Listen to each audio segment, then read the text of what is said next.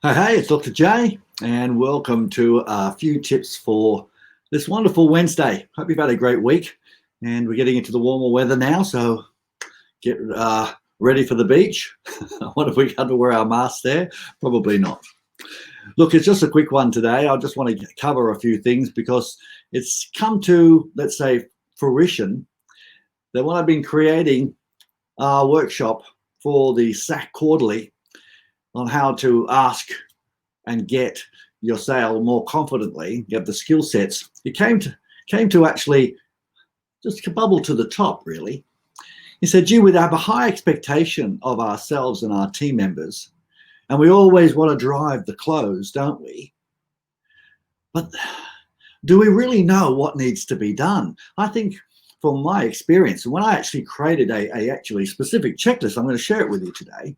I created a checklist on what you need to do to pre-close. I've actually put a couple of things down here on all the types of things that really make an enormous difference to make it easy for people to buy. A lot of people are really uncomfortable in closing the sale. And look, we don't want to ask people stuff for all the time and it becomes awkward. And so many salespeople fail, don't reach budgets, don't reach targets, go through their processes, and guess what? They don't get the outcome. So there's a couple of things I want to share with you. As I said, it'll only be quick, but I'd love you to take some notes. And if you'd like to have that checklist, put your name down on the bottom there, and I'll actually quite happily send it to you. So let me just share my screen here, and let's have a little bit of a bo peep on a couple of things that I feel are quite critical. Salespeople find it hard to close because they don't get permission. And one of the things that we tend to do is we rush through the process and we haven't honed the process. The processes that the consumer are expecting aren't being done. It's too salesy.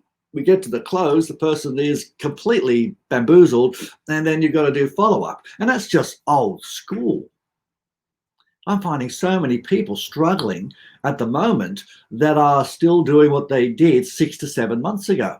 Now, this next on Friday, we've got a workshop that's coming up for our Sales Authority Club. Casual people can come too, so I'll put the link down there if you'd like to come. And I'm going to go through from 10 o'clock in the morning, Australian Eastern Daylight Saving Time, right through to 4:30.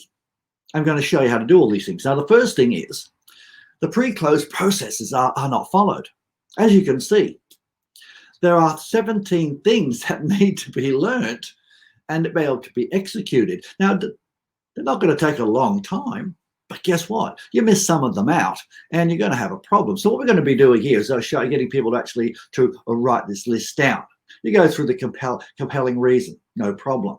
Now, these are the things that you need to know how to do to fix it. All those things, all the things that are, let's say, in bold, you can fix it.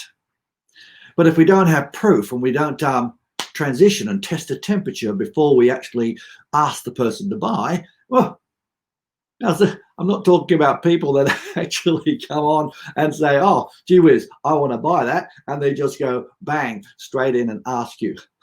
I'm not talking about them. We're talking about, hey, let's go through a process to actually appease what someone's wanting. Give them what they want, but listen first. So again, I just want to make sure that we're on the same page here. And I'm seeing so many people struggling because they don't know what to do.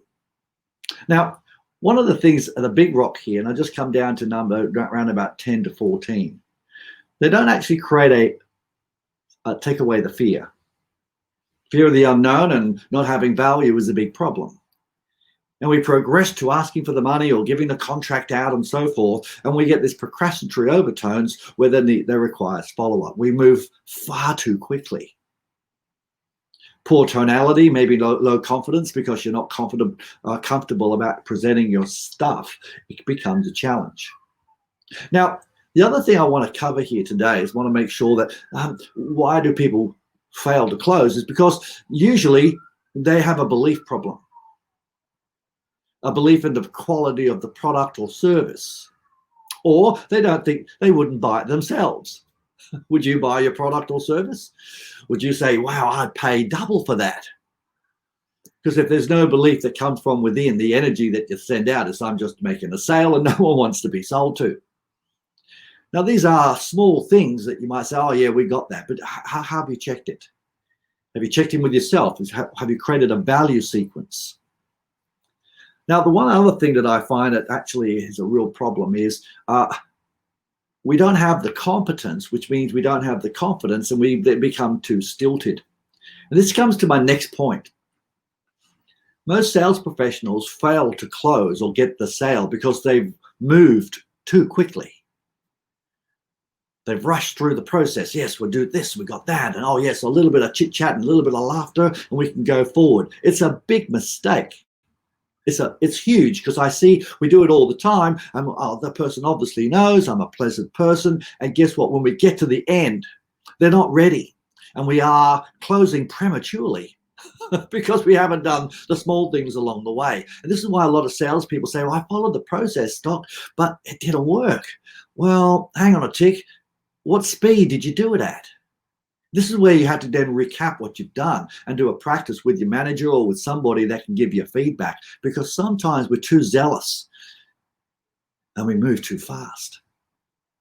So this is another thing.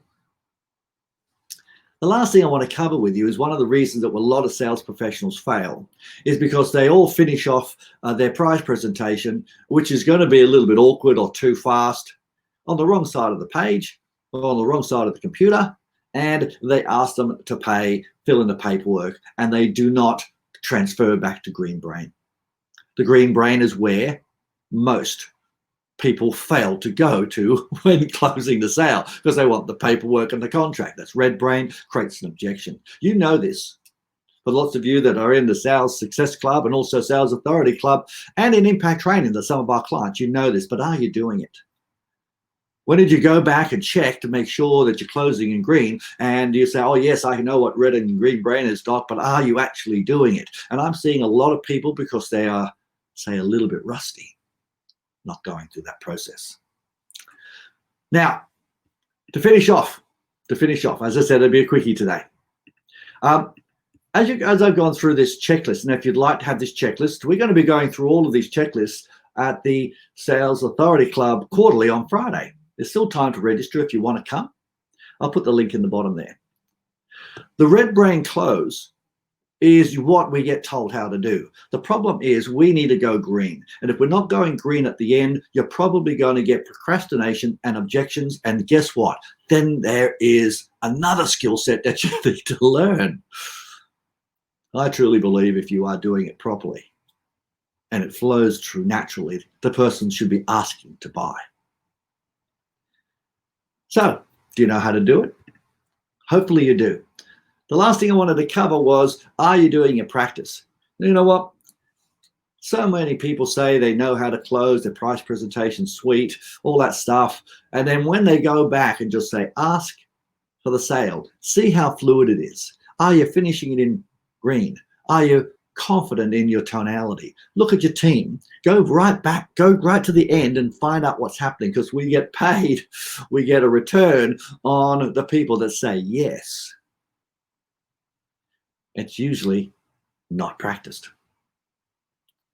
So these are some of the reasons why a lot of salespeople fail. Now, if you'd like to really kick some goals here, here's a couple of things you might want to do. Always ask, but also, do you have an assumptive recommendation or a prescription type close?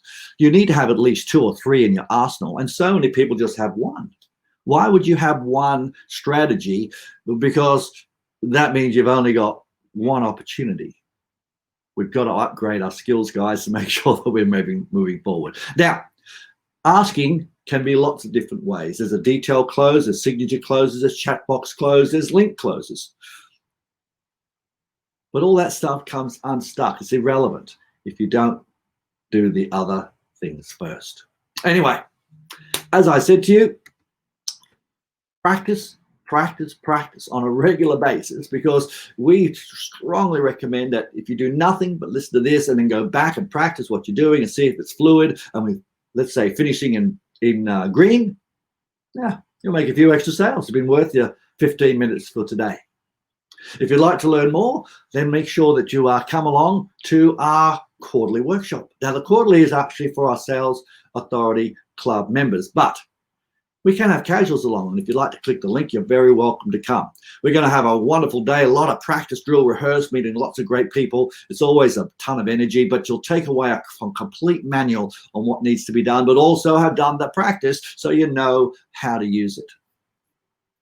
Well, I wonder, what are you going to be doing to take some action on making sure you don't fail?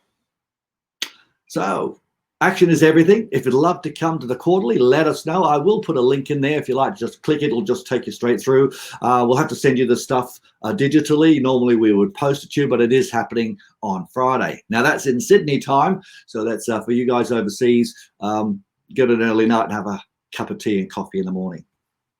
All right, gang. Well, thanks for joining me today. For those who came a little bit later, have a scrub through what I talked about earlier. I can't actually talk to you because I'm doing this through StreamYard. All right, gang.